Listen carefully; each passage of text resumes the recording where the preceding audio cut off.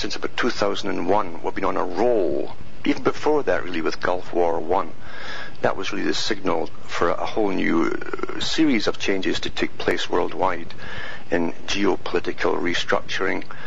What it really is an ongoing war of standardization of one culture, one system across the planet.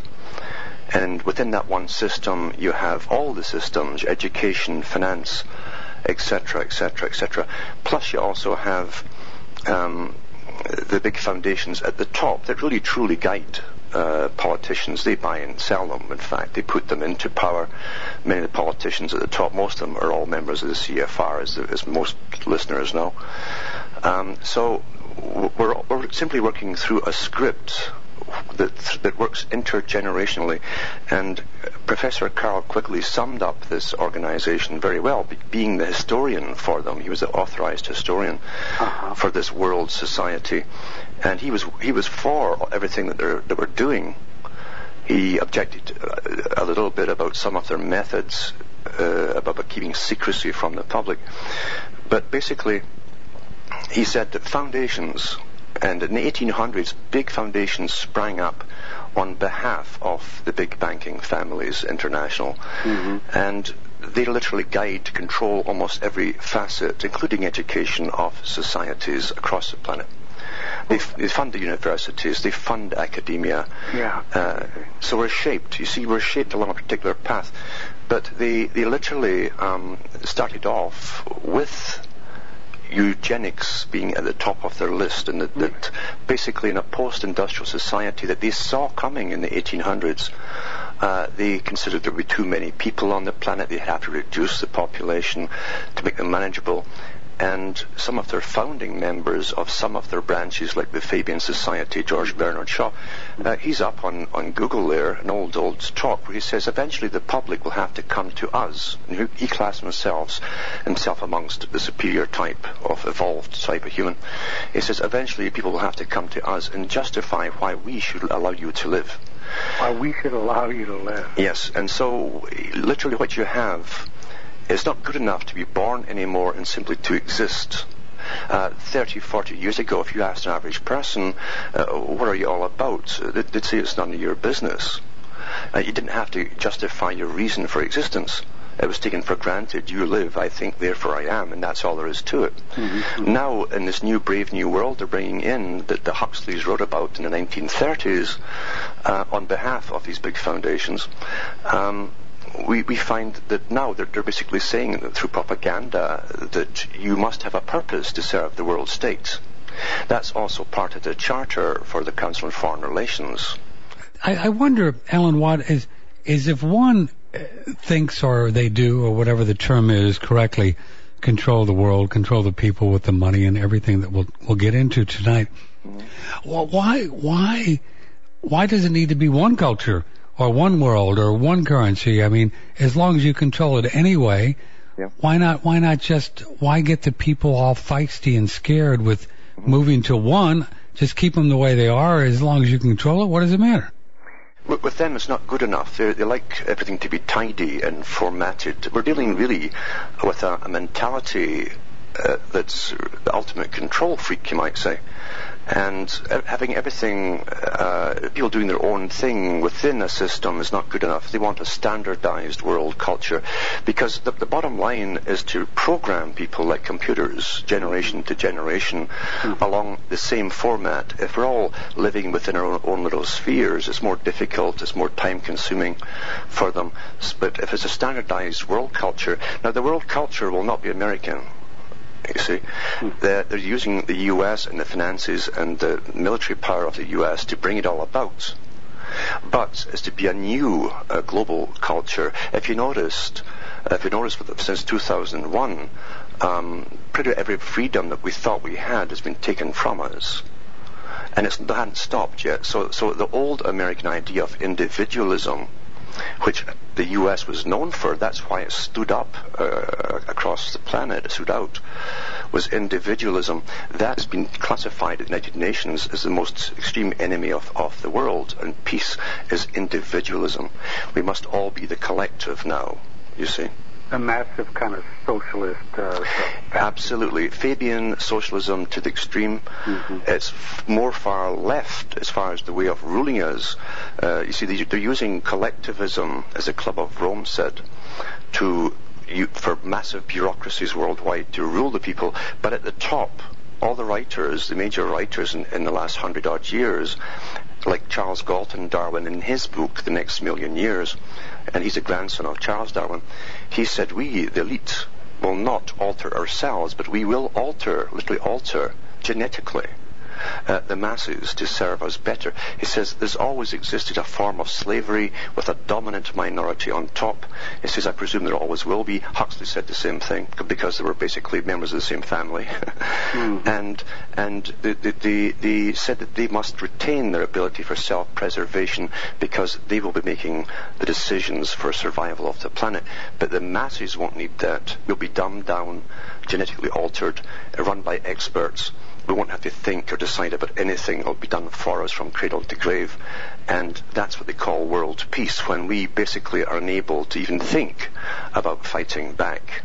Well, speaking of altering the world genetically, we have one of the foremost experts on genetic engineering, genetically modified organisms, foods, next hour, Jeffrey Smith. Yeah. And so we're going to be talking about that at 8 o'clock tonight, Central Time, right here, One Radio Network. Well, it's hard for us. Why? You've studied this so long. Have you been able to understand what gets these people off? Or, in other words, what would be the upside or the pleasure of controlling millions of people who are like robots bumping into each other with no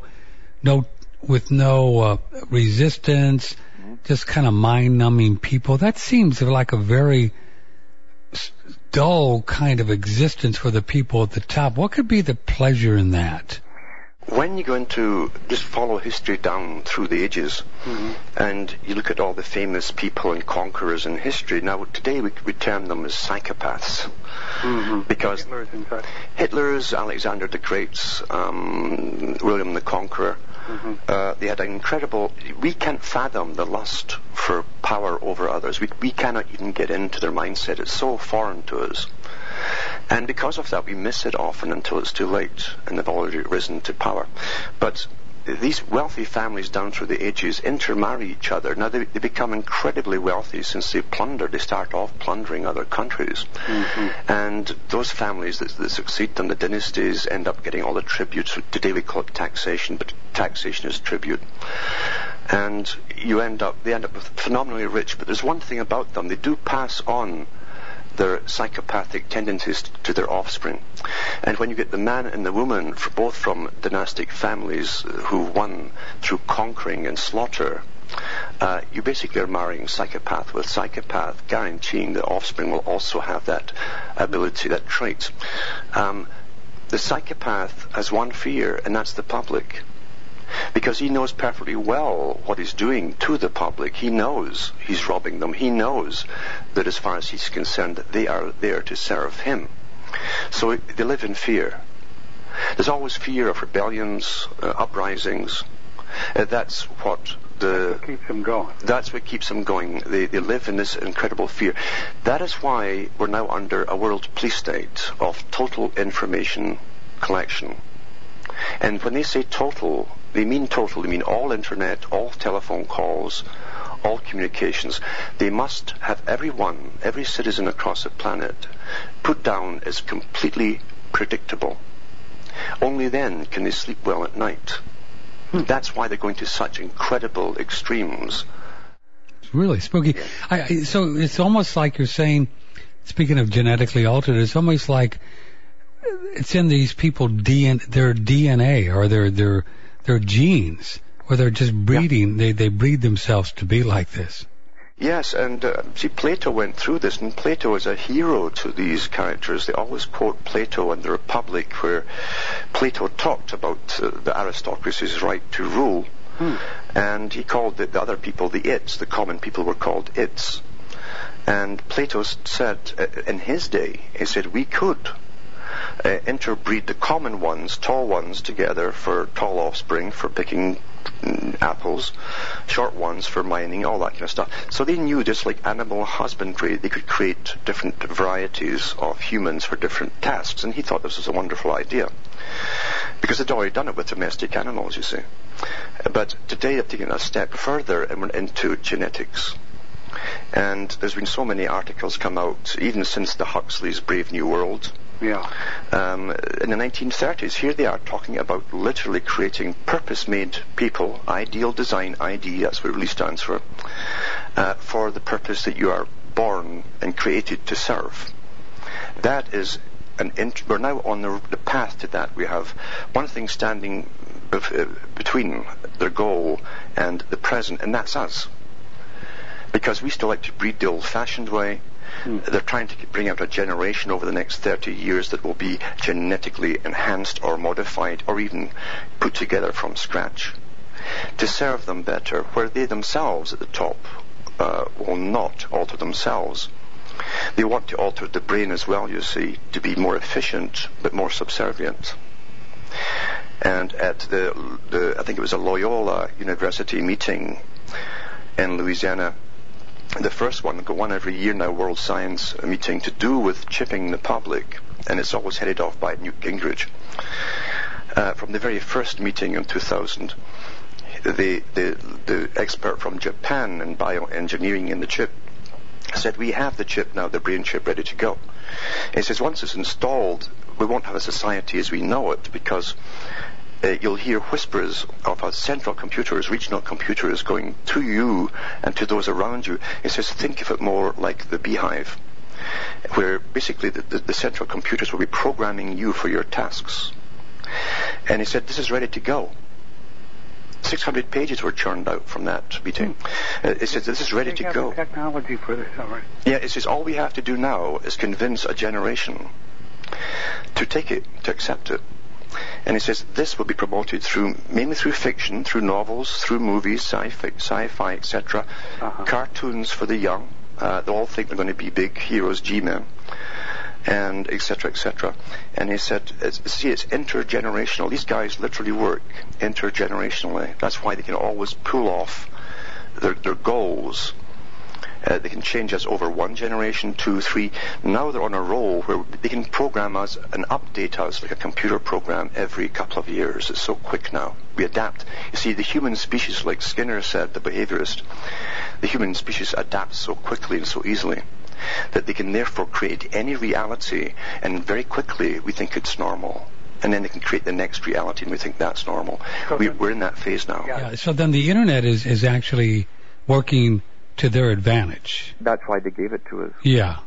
I've always supposed that. It just felt like, well, if the boys, these people really didn't want this thing to happen, they never would have let it happen, would they? That's right. In fact, Kissinger, Brzezinski too, Brzezinski wrote in his own book in the 1970s, Between Two Ages, he talked about the coming internet. He says a communication system that we will give to the public.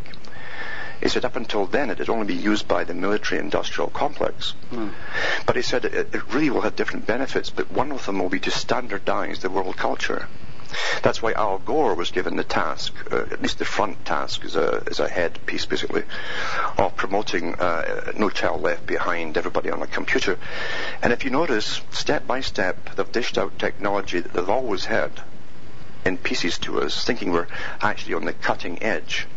But everything they give us is really obsolete, even before they give it to us. And step by step, it's becoming so confusing on the internet. Programs aren't working properly. They're all they're locking each other up, etc. And the answer they have said, which they knew at the very beginning as they led us along this path, and called it your personal computer. That was to throw you off from thinking about your information being used by all these big government agencies. The goal was always to bring you into this new system that's coming out this year. This will be the final system, and it's called the cloud.